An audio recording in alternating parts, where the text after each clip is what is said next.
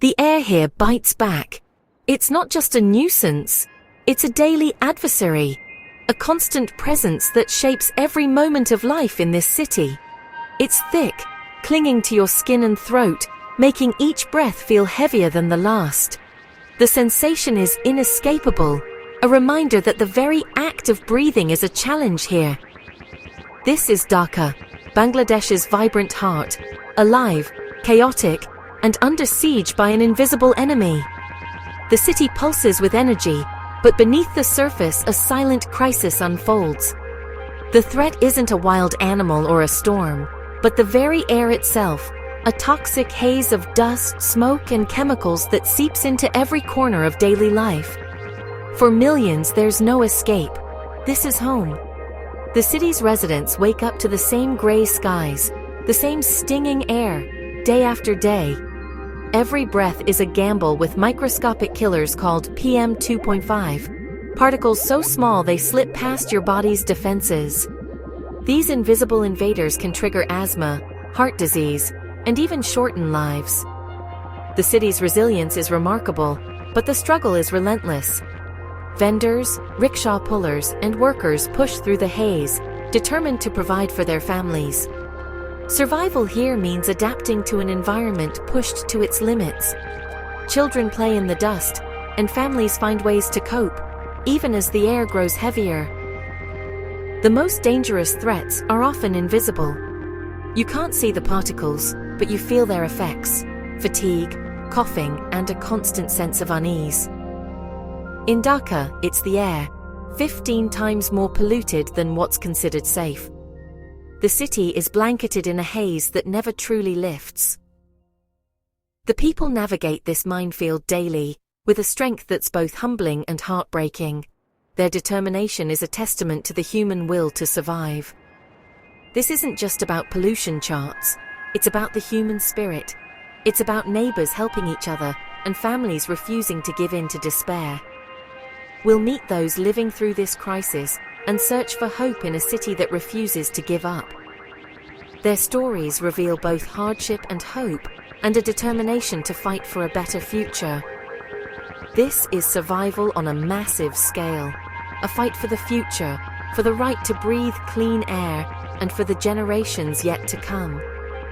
Because the battle for clean air in Dhaka is a battle for all of us.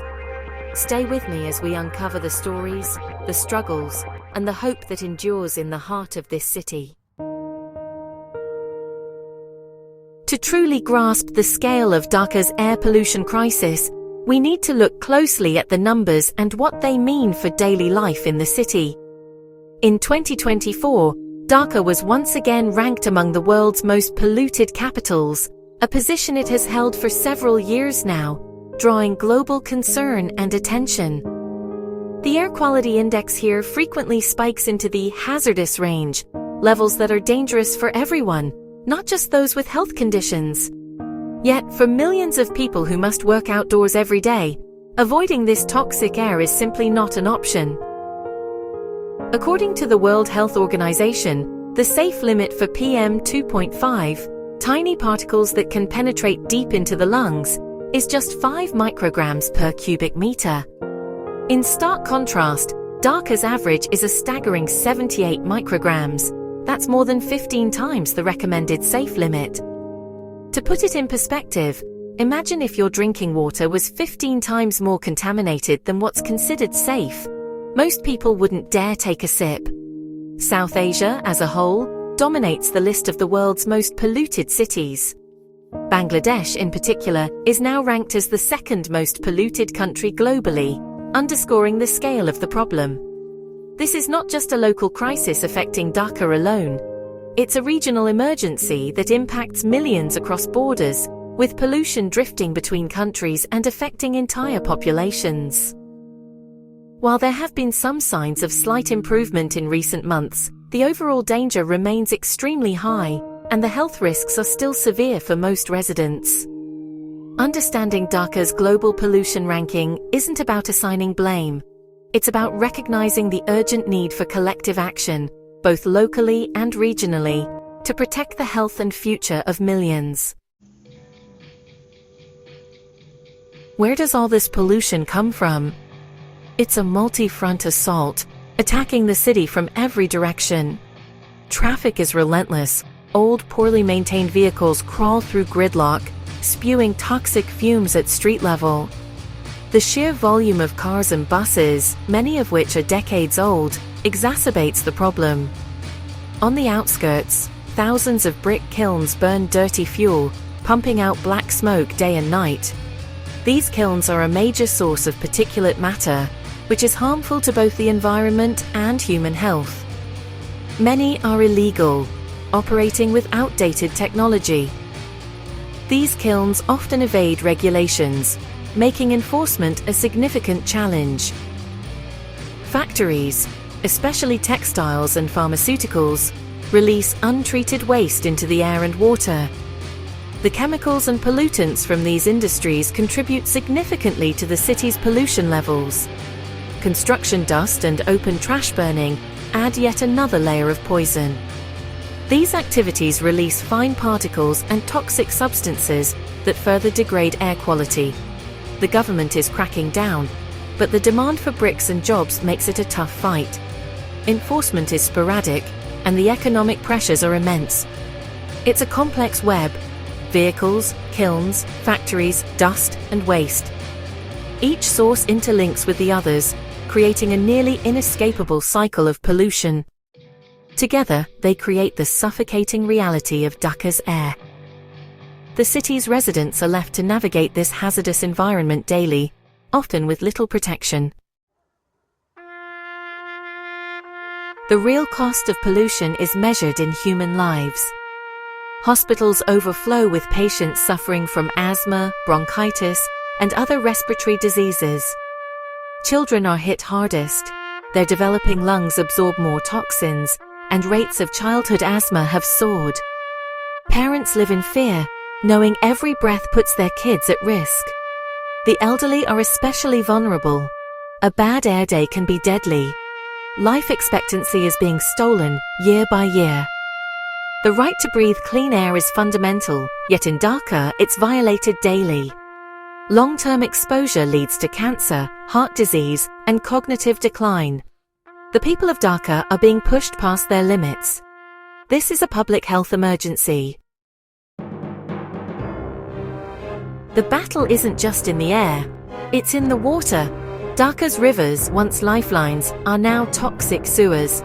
Factories dump untreated waste, heavy metals, dyes, acids, directly into the water, killing all aquatic life. Fishermen have lost their livelihoods. The fish are gone, replaced by sludge. Inadequate sanitation means untreated sewage flows into the rivers, spreading disease. For millions living along the banks, this polluted water is part of daily life. The rivers that once nurtured the city now poison it. Reviving them will require a fundamental change in how the city operates. It's a monumental challenge. Dhaka's low-lying delta makes it flood-prone, but pollution turns floods into disasters. Rivers choked with waste can't drain monsoon rains, so the city floods with a toxic mix of sewage, chemicals, and garbage. For many, homes are submerged in this poisonous water every year. Floods bring outbreaks of disease, diarrhea, cholera, typhoid, turning survival into a daily struggle. Clean water becomes scarce as wells and pipes are contaminated. The cycle is vicious. Polluted rivers worsen floods, and floods spread toxins. Surviving here means rebuilding and facing the constant threat of rising poisoned waters. To understand this crisis, listen to those living it. Fatima, a mother of 3, lives beside a black, foul-smelling river. Her children are always sick, but they have no choice but to use the water. Karim, once a fisherman, now pulls rickshaws. His river is dead, his health failing. Despite hardship, resilience shines through. Children play, neighbors support each other, and families adapt with makeshift solutions. These communities are not passive victims. They're survivors, resourceful and determined. But resilience shouldn't excuse inaction. They deserve clean air, water, and a safe home. Their stories are a call to action, a plea we can't ignore. 13.